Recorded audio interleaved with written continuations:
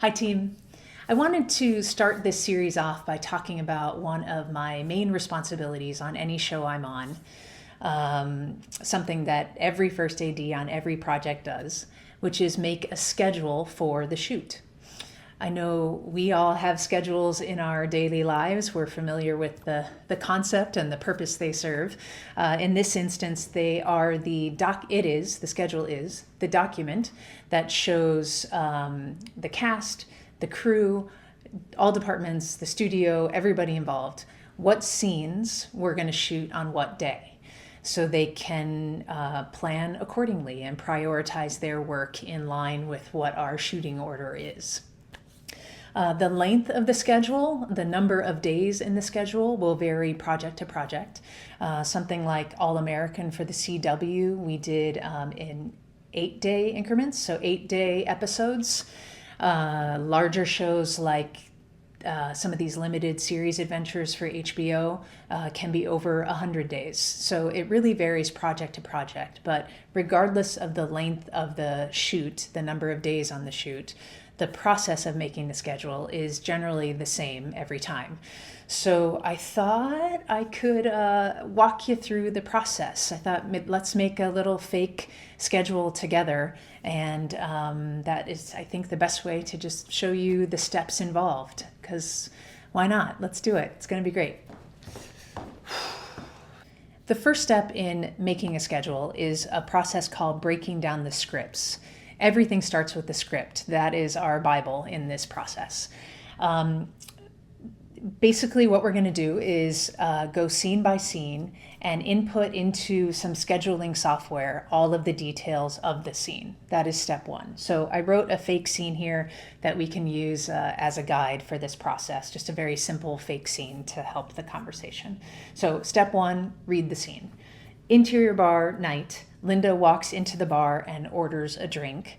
Then Linda says, "Hey Glenn, the usual please." So that's the scene. Now we go into the scheduling software. I use Movie Magic, other options exist, and punch in all the details that the writer has informed us about by putting it in the script. So we know it's an interior scene. We know the set is a bar. We know the scene takes place at night. Lengthwise, the scene is 1/8 of a page long. The way we calculate length is by dividing one page into 8 parts, basically. So this is as short a scene as you can have, which would be 1/8 of a page. And then synopsis, I'll type in Linda walks into the bar and orders a drink. Very simple summary for this short little scene. And then we add in all the elements that the writer has already told us are a part of the scene. Specifically, we know that the actress playing Linda needs to be there when we shoot this scene. We know there's a background artist named Glenn, the bartender, who is also here. He is background because he doesn't have dialogue, by the way. If he had a line or responded to Linda, then he would be a cast member instead of background. That's the distinction. And then lastly, Linda orders her drink. So we'll put under props Linda's drink. Those are the basics. But before we move on to the next scene, I'll take a minute to note any questions that I know we'll need to get answers to before we actually shoot the scene. Things like it says Linda walks into the bar. Are we going to see outside when she comes in which case we might need her car out there or other picture cars out there. Are there other patrons around? Any other extras in the mix beyond Glenn to help fill out the space? What is Linda's usual? She orders her usual, but to help props out, what is her usual drink so they can have the right ingredients around to make her fake beverage?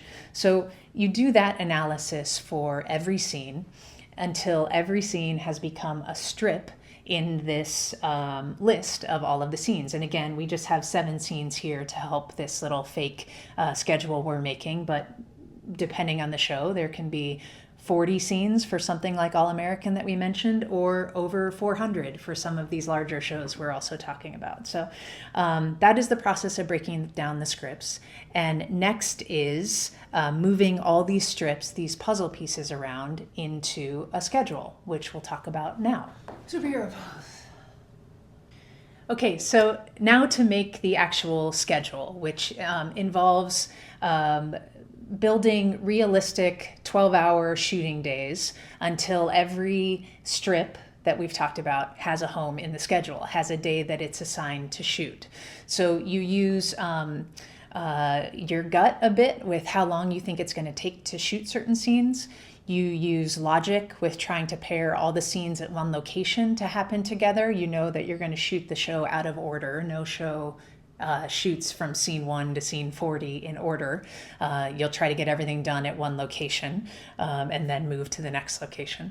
So you use that logic, and you use your experience of things you've learned, like try not to put an emotional scene too early in the schedule if you can avoid it, because you want to give the actors time to really get to know their characters before they have to deliver that kind of a scene. So to look at our fake little movie, our schedule that we're putting together here, we can use this as a reference. So these first two scenes take place at a bar. I see there's another scene down here, scene 7, that also takes place at a bar. Let me slide that up.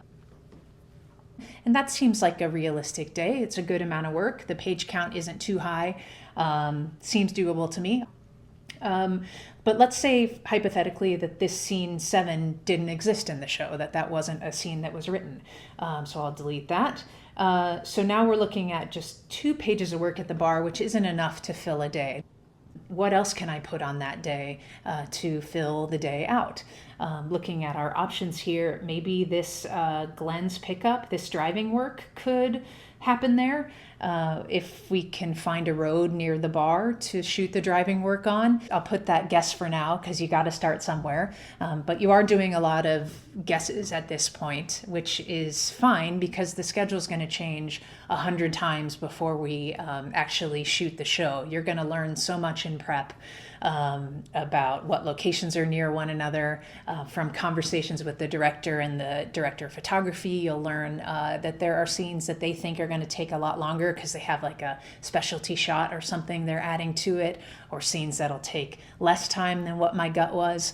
So it's a fluid document that I'll keep adjusting right up until we start shooting, when hopefully you just have the best plan in place that you can have.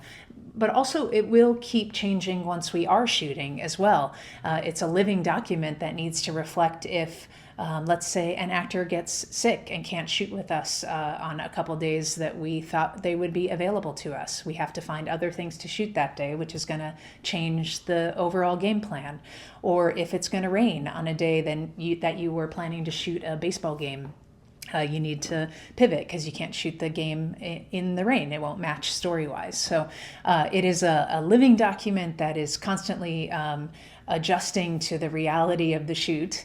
And that is why it is one of the main responsibilities. A huge part of my job is to make and maintain this document because everybody relies on it to know what we're doing when, and you got to make sure it's you're giving the team the most accurate information possible and helping put the best plan in place is the goal. So that is everything I can possibly think to say about the schedule. We did it.